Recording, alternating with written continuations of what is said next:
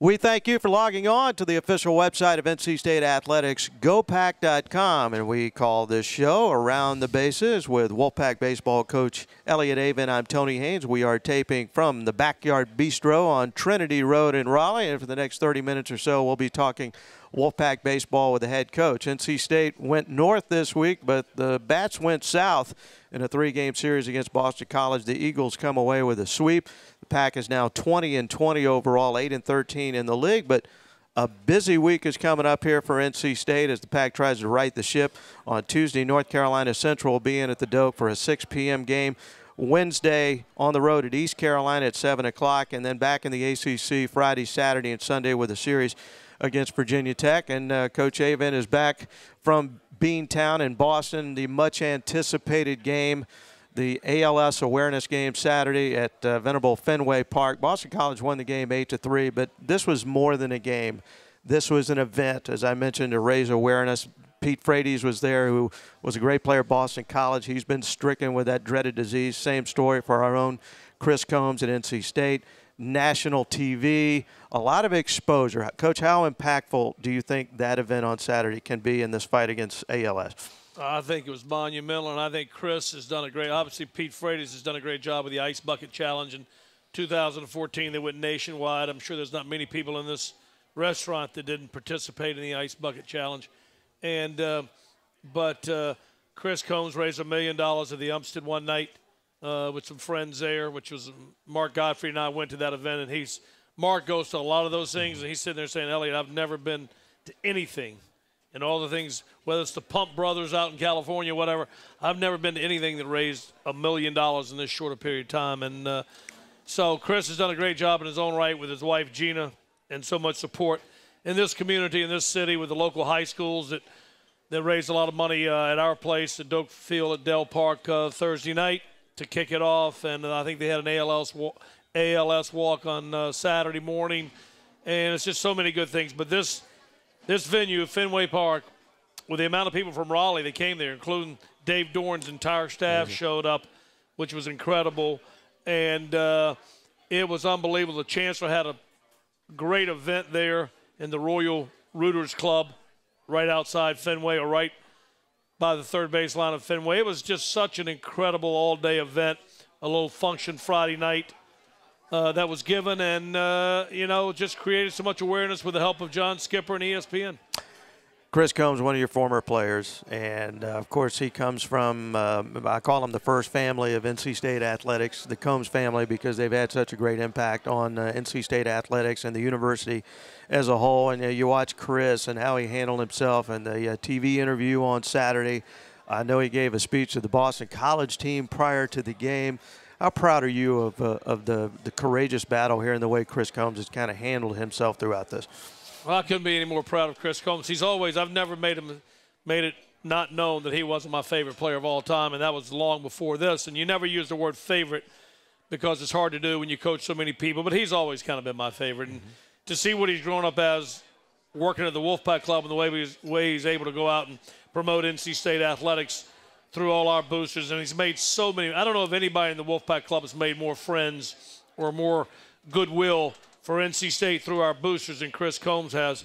And to see him go through that, and then to see what a great father and husband he's been to Gina and the 3 beautiful kids he has. And but the most proud is to see how courageous he's been for something that none of us, I don't think, would have the courage to do what he's done. I'm just couldn't be more proud of him, and it was fun to be with him all weekend. There's a picture I saw on Twitter online, and it was a photo of you and your team lined up on the third baseline there at Fenway Park. It was shot from the dugout, and as I looked at that photo and I was thinking about you, it struck me how many legendary players and managers in the history of baseball had stood right there in that spot where, I mean, Casey Stengel probably stood there after on opening day, Yankees, Red Sox in 1946 or something like that, standing there at home plate looking at the Old Glory for the national anthem. What are the memories of Fenway Park that you're going to carry with you now the rest of the way? Well, it's just, seeing our players so excited to play there. I know we didn't play extremely well. Couple things. We didn't play bad, just didn't play extremely well. And But being in Fenway Park, for them to be in Fenway Park, the Green Monster, you know, just all the signage, the old signage in Fenway, and for them to see the dugout, which is nothing special, but it's historic, you know.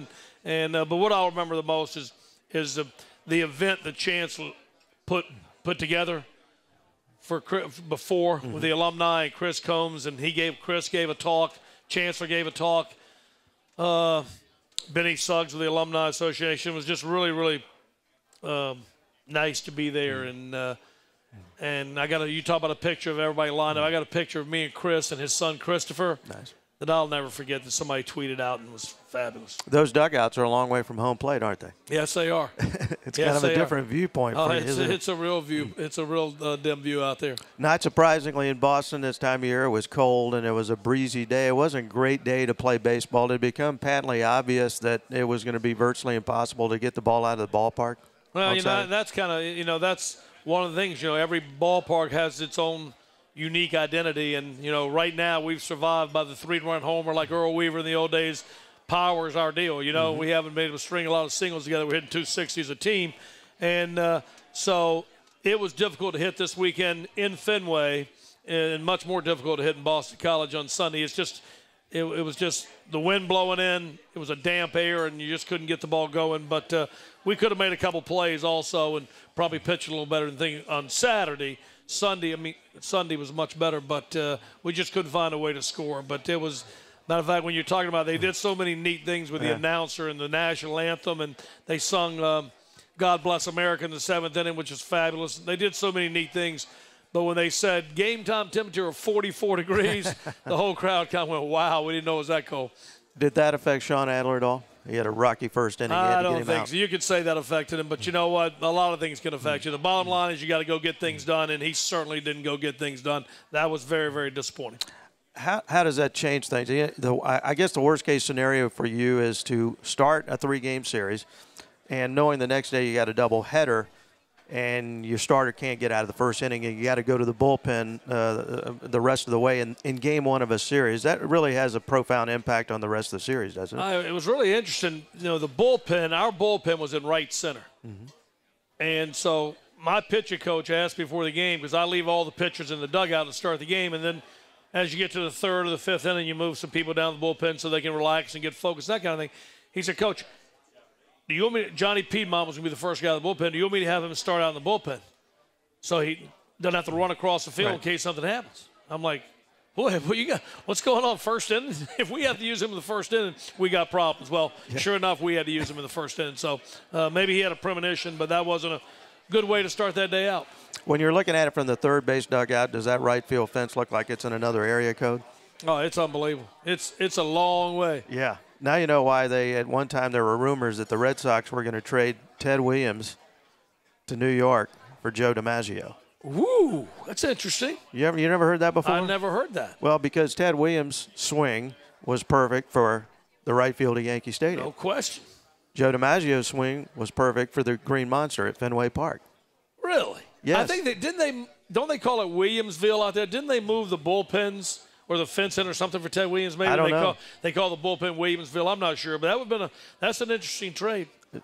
That was rumored to, at least there were rumored discussions about that possible trade, because you take Joe DiMaggio, you put him in Fenway with a Green Monster. Think about how many more homers he would have had. Holy Same cow. Story with Ted Williams if he's playing in the old Yankee Stadium with a short porch there. It makes a lot of sense, but I'm glad Mr. Coffey stayed in New York, and I'm glad Ted Williams, the greatest hitter of all time, stayed in Boston.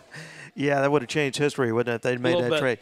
Hey, a bright spot certainly was Johnny Piedmont, because, Boston College scored 4 runs in the first inning there at Fenway. As we mentioned, Adler was knocked out of the game. Piedmont, as he's done so many times, he came into the game and he really calmed things down. The last 3 or 4 outings, he's been really good. And you've used him in the front end. You've used him in the back end. You used him in the middle. He's 3-0 right now with a 1.88 ERA. Just how valuable has Johnny Piedmont become for your club? He's been so valuable, and we may be making a mistake this weekend, I don't know, but we've obviously had to change things around all year. We started out the year with injuries and starting rotation, and the starting rotation is what's caused a lot of problems this year with our pitching, which, there's been times we haven't hit either, like this weekend, but that's been the root of everything. And so we're going to move Johnny Piedmont to the starting rotation this Friday, and that's it's what he deserves. It's what's got to happen. The problem is now you don't get to use him when you want him. He's that ace card. He's that joker you get when you play, cards and stuff like that. You can use him whenever you want him, however you want him. And that's going to be a problem, but we're going to give him what he deserves, and he's going to start this Friday night against Virginia Tech. And they all of our other coaches too, they talk about when you have a rough weekend, you lose a game, you lose a series, and they always make sure that they point out that the other team on the other side, they practice too. Yeah. They have scouting reports. They're trying to exploit your weaknesses. They have an ability to play the game. Boston College seemed to make every difficult play defensively throughout the weekend. They were aggressive on the base pass, I know, on Saturday at Fenway. Is it also one of those weekends where you have to tip your cap to those guys in the way they were able to play? Yeah, it's some things that we did. You always think about what you did, but you're exactly right, Tony. It's what Boston College did. They played flawless all weekend, and I knew they went down to Duke last week in a tough ballpark to play, and I think they got 15 runs Friday, 15 runs Saturday, and taking the series with Duke. And I knew they were starting to play with a lot more confidence, and they're so well coached. And by the way, they were so classy throughout this whole thing. They did everything right. This Fenway Park thing, the ALS thing, they even wore the Chris Combs Cure for Combs hat in Saturday's game, which I'm sure you noticed. Mike Gambino, the whole administration were just so classy and did everything to make this thing doable with the weather they had. So they couldn't have been more first class, but yeah, you're right. They played very well too. Yeah, they won the first game 2-1 on Sunday, and then came back 1-0 in game 2 at the Twin Bill. But you look at those two games yesterday, Coach. I mean, their pitchers walked only 3 in the 2 games, and in the 3 games, they played errorless baseball. Yeah. Their pitcher, Stevens, on Saturday in Fenway, he was strike 1, strike 2. Everybody, it was really funny. In Fenway, nobody had a breaking ball that day, so everybody, Stevens for them, and for us, Adler and Piedmont were throwing all fastballs. But the difference was, he was throwing his fastball 0-1, 0-2, 1-2.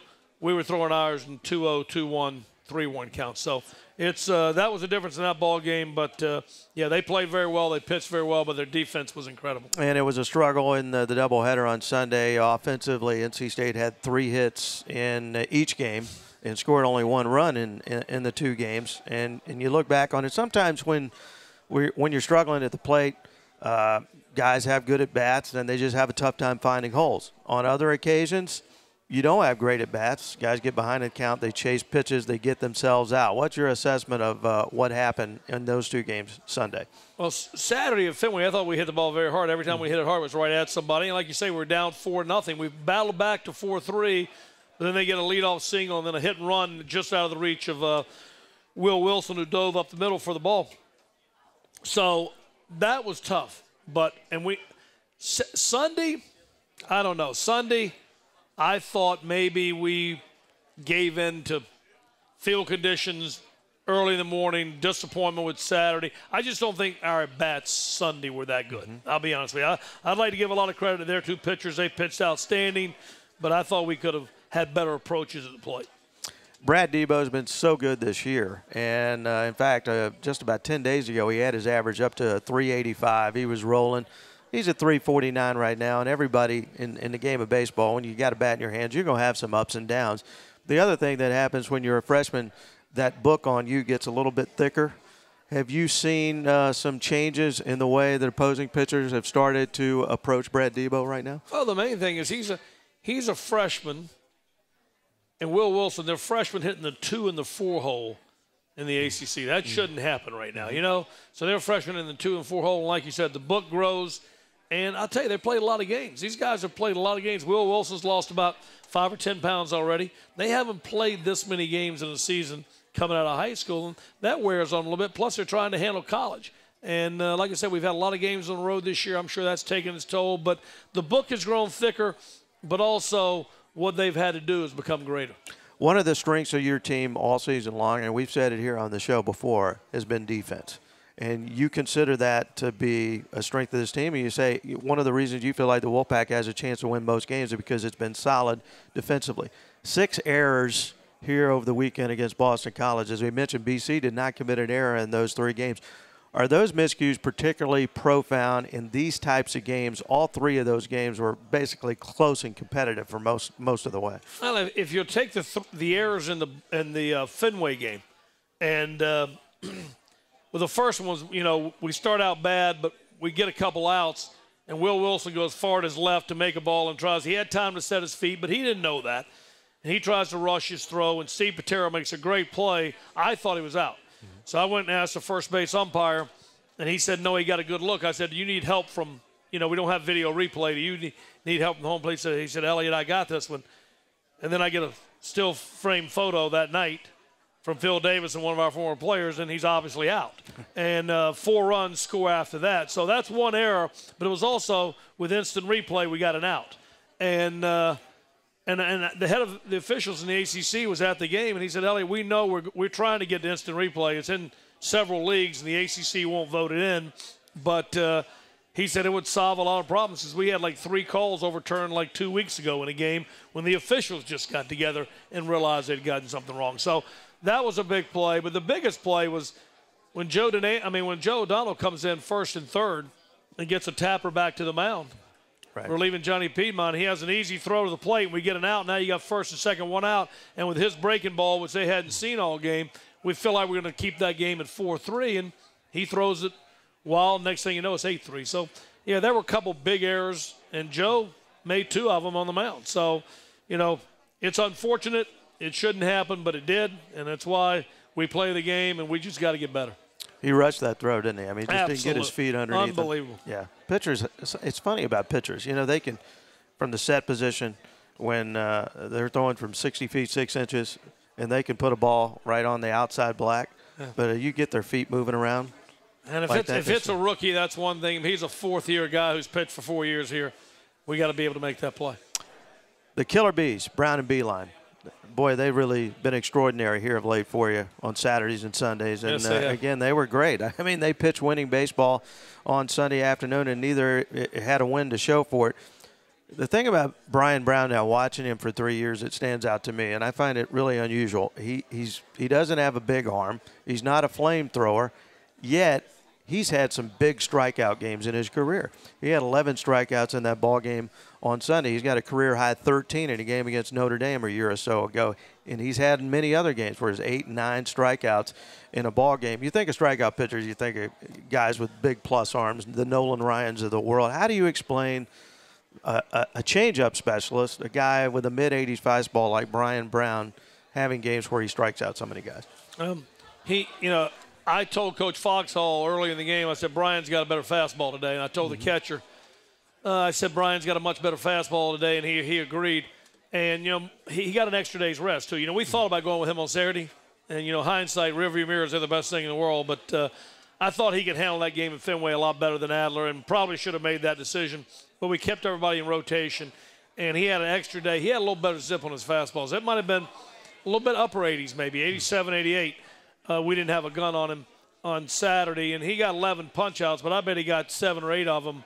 He got more on fastballs than he got on change-ups, and he was outstanding Sunday. I mean, he was outstanding, and, of course, it's 10:30 in the morning, too. That's a tough time to play a baseball game at 10:30 in the morning, and but he was outstanding. He just knows how to pitch. He gets mad at himself. He's such a perfectionist. He didn't have his best changeup Sunday, but he found a way to make things happen. And he was, and he wasn't hitting the spots as well as he'd like to, but he still usually finds a way to make things happen, which shows how much we were missing early in the season when he was basically in spring training for like 6 weeks. And I apologize, Brian Brown. I said mid-80s fastball because we have seen at times during his career. 84, 85. It is 84, sometimes 85. he gets it up there at 87 to 88. He's fearless with the changeup, and he can use it any count. You're up there 3-1 count. He'll still throw the changeup. You have to be aware of that. But how important has it been for him in his career to be able to control the inside part of the plate against right-handed hitters with his fastball? Well, that's what he does. You're exactly right. He hits that inside part of the fastball against righties as well as anybody. Grant Sasser used to do that for us. That's what made him another changeup guy for us who kind of ran the ball away, but he had the ability to come in with a fastball. That's what Brian Brown does as well. And Michael Beeline just keeps on keeping on. I mean, it's one quality start for you after another.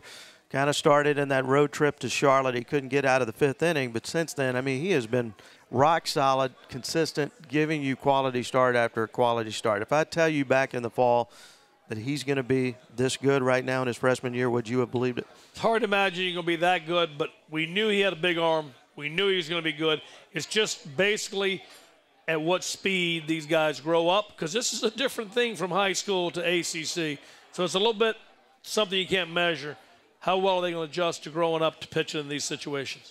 Last week was an unusual week. The Elon game was canceled on Wednesday.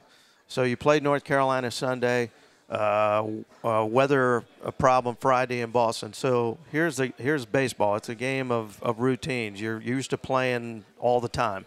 Now all of a sudden you got 6 days between games. Did that concern you at all? Exactly. And it'd been nice to go hit somewhere maybe Friday in Boston, but that, it's hard to do as well. It was raining so much in Boston. And but not having the Wednesday Elon game, I think, was a problem. I know Jack Leggett, the former coach at Clemson, who's a Hall of Famer and such an awesome coach. I know Jack always said he thought 2 midweek games kept the bats sharp for the weekend. And I think sometimes 2 midweek games can be taxing on your pitching as well as your players with college and everything going on. But definitely no games in the middle of the week can affect your timing and affect your hitting. And so, yeah, do I regret that? But once again, nothing we can do about it. No, you can't control that. So you got 5 games this week. You're back into that routine. Do you consider that to be a good thing for this team right now? Well, it's the last week of classes, and the last week of classes is no test and no things like that. But it seems like they got more due than sometimes doing exams. And so we were trying to manage that at the airport last night, our class load with our players this week and our school load with our players, because we got a game tomorrow, which is going to be, with rain, going to be difficult, but we're going to try to get that in. And then we have the tough game traveling to East Carolina on Wednesday, and that's always a big rivalry game. May is creeping up on us, and we're getting into late April, and we know historically your teams have kind of turned it on late April through May, gotten hot at just the right time going into postseason play. But now this is your last week of April. You mentioned exams are coming up and all that. How big is this week going to be for your club? How critical is it? Well, it's huge, and we always have turned it on at this time of the year, and that's why this weekend was so disappointing in so many ways.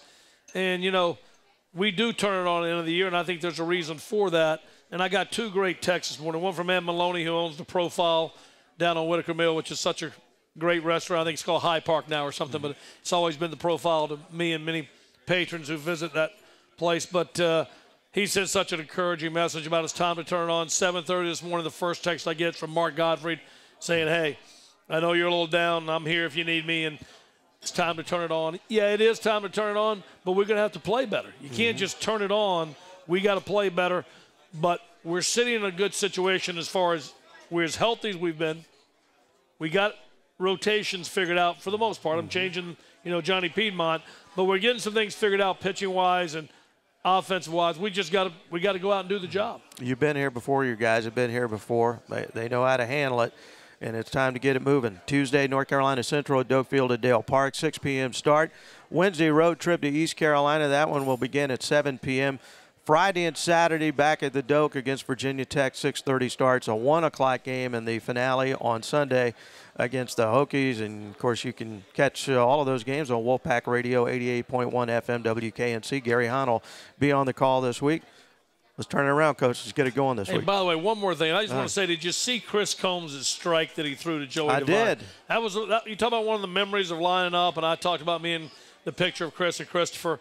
But how about that strike that he threw in Fenway Park to Joey Devine? I thought that was maybe one of my better memories of the weekend. On the ESPNU telecast, they said this, and I'm sure it's true because I've never had the chance to do it. But it was Danny Cannell was the color guy, and he and John Shambi were going back and forth, and they were talking about, how hard it is to get out there when you're throwing the first pitch and to throw us right. Nobody ever does. You only get one chance. That's it. Nobody ever does. We get a chance to see if Roy Cooper can do it this Friday. The Governor's throwing out the first pitch Friday at Doak Field, Del Park, so we'll get a chance to see what he can do. He's a pretty good quarterback in high school. He was, okay. But we'll see what he can do and throwing out the first pitch. All right, so the Governor's throwing out the first pitch Friday in that first game against Virginia Tech. Thank you so much for watching Around the Bases all season long. This is our final installment. Of course, we thank Coach Avent for being with us. Always entertaining and interesting. I'm Tony Haynes. Enjoy the week and the weekend against Virginia Tech. Go Pack.